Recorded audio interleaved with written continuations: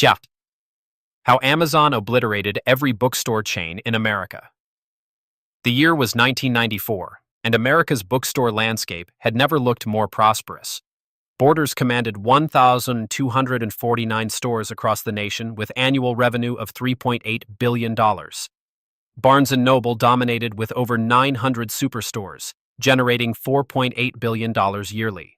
Crown Books operated 250 locations, while Walden Books maintained 1,200 mall stores nationwide. These chains had systematically destroyed independent bookstores throughout the 1980s and early 1990s, using their massive buying power to secure better wholesale prices and their sprawling floor space to stock 100,000 titles compared to the 20,000 that small bookstores could manage. But in a garage in Bellevue, Washington, a 30-year-old former hedge fund executive named Jeff Bezos was about to prove that even the mightiest retail empires could be toppled by a simple idea: selling books through a website. What followed wasn't just the destruction of a few companies, it was the complete obliteration of an entire industry that had existed for over a century. Bezos chose books as his entry point into e-commerce with calculated precision. Unlike most retail categories, books were perfectly standardized products. A copy of The Great Gatsby was identical whether purchased in New York or California, eliminating quality concerns that plagued other online purchases in 1994. More critically, there were over 3 million books in print at the time, but even the largest Barnes & Noble superstore could only stock 170,000 titles, meaning 95% of all books were unavailable in any physical location. Bezos realized he could offer every book ever printed without owning a single retail square foot. When Amazon launched on July 16, 1995, it immediately provided access to 1 million titles, 6 times more than the largest bookstore chain. The first book sold was Fluid Concepts and Creative Analogies by Douglas Hofstadter, purchased by a computer scientist who represented exactly the early internet demographic Bezos was targeting. Within the first month, Amazon had shipped books to customers in all 50 states and 45 countries, a distribution reach that would have required thousands of physical stores and decades of expansion for traditional retailers. The established bookstore chains initially dismissed Amazon as a niche player serving computer enthusiasts. Leonard Riggio, CEO of Barnes & Noble, famously declared in 1997 that the internet will amount to no more than 1% of total book sales. Borders executives were even more dismissive, with CEO Robert Di Romualdo stating that online book sales were a fad that will pass once people realize they want to touch and feel books before buying. This catastrophic misreading of consumer behavior would prove fatal. While chain executives scoffed, Amazon was posting explosive growth numbers, $15.7 million in revenue in 1996, jumping to $147.8 million in 1997, then $610 million in 1998. By 1999, Amazon's annual revenue hit $1.64 billion, making it larger than Crown Books and Walden Books combined, despite selling books only through a website.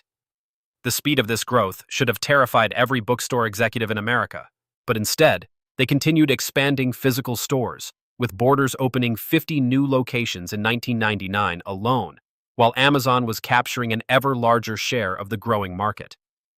Amazon's pricing strategy delivered a devastating blow to physical bookstore economics. Traditional bookstores operated on a standard model: purchase books at 50–55% of cover price from publishers, then sell at full retail price to achieve gross margins of 45–50%. Amazon shattered this model by selling bestsellers at 30–50% discounts while still maintaining profitability through volume and operational efficiency. Where Barnes & Noble needed to pay rent on 25,000 square feet in expensive retail locations, hire dozens of employees per store, and maintain massive unsold inventory, Amazon operated from cheap warehouse space with minimal staffing and only ordered books after customers purchased them. This allowed Amazon to offer Stephen King's latest novel for $16.77, while Barnes & Noble charged $27.95, a price difference so dramatic that customers began using bookstores as showrooms before purchasing online. Even worse for physical retailers, Amazon's recommendation engine was driving discovery of new titles more effectively than trained bookstore staff. By analyzing purchase patterns across millions of customers, Amazon could suggest books that individual customers were likely to buy with uncanny accuracy, increasing average order size from $23 in 1996 to $47 in $2000. The dot-com crash of 2000 to 2001 offered bookstore chains a brief reprieve as Amazon's stock price collapsed from $113 to $6 per share, leading many retail analysts to predict the company's imminent bankruptcy. Borders CEO Gregory Josefowicz declared that the crash proved physical bookstores were the wave of the future and announced plans to open 87 new superstores. Barnes & Noble CEO Leonard Riggio stated that Amazon had no sustainable business model and predicted customers would return to physical stores once they tired of shipping delays and impersonal online shopping. But Amazon had used the bubble years to build unassailable infrastructure advantages. The company operated 13 fulfillment centers by 2001, compared to just 2 in 1997, allowing same-day shipping to major metropolitan areas where bookstore chains had their highest volume locations. Amazon had also expanded beyond books into DVDs, electronics, and other categories, reducing dependence on book sales, just as physical bookstores were becoming more reliant on books due to declining CD sales. Most critically, Amazon had captured the email addresses and purchasing history of 25 million customers, creating a direct marketing channel that bookstore chains could never match. By 2005, the industry's power dynamics had completely inverted. Amazon generated $8.49 billion in annual revenue, making it larger than Barnes & Noble and Borders combined. The company's book sales alone exceeded $4 billion, representing nearly 25% of the entire U.S. book market. Physical bookstores were hemorrhaging customers, with industry-wide same-store sales declining 3 to 5% annually, while Amazon grew 20 to 30% each year. Crown Books filed for bankruptcy in 2001, closing all 250 locations and eliminating 3,000 jobs. Walden Books began shuttering mall locations as shopping centers struggled with declining foot traffic, partly caused by e-commerce growth. Borders attempted to compete by launching its own e-commerce site, but the effort was catastrophically mismanaged. The company outsourced its online operations to Amazon from 2001 to 2007, literally paying its biggest competitor to capture Borders' customers and their valuable purchasing data.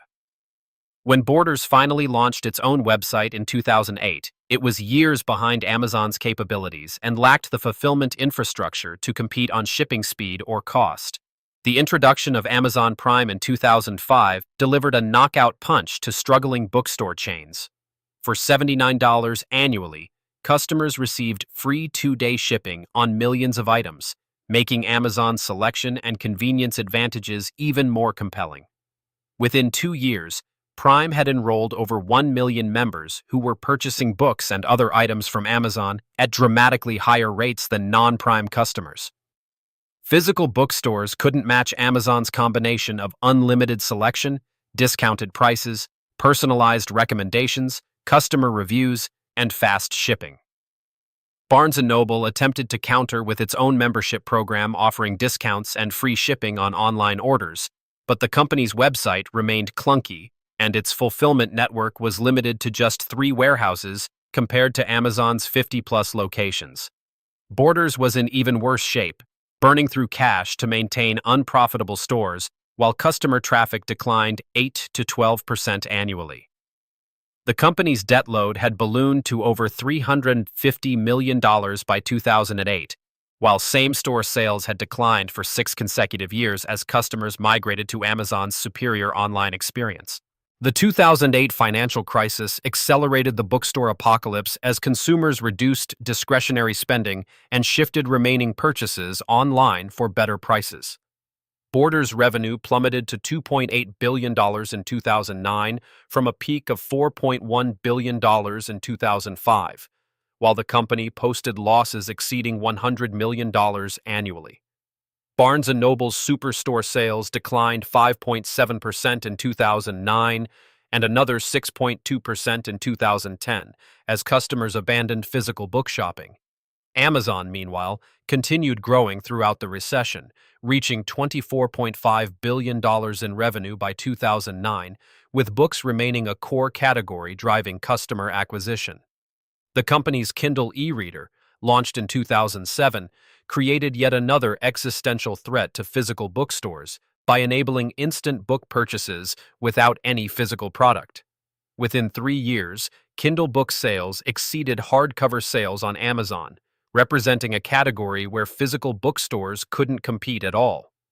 By 2010, Amazon was selling more ebooks than physical books, while bookstore chains watched helplessly as an entire product category evaporated. The final collapse came swiftly and brutally.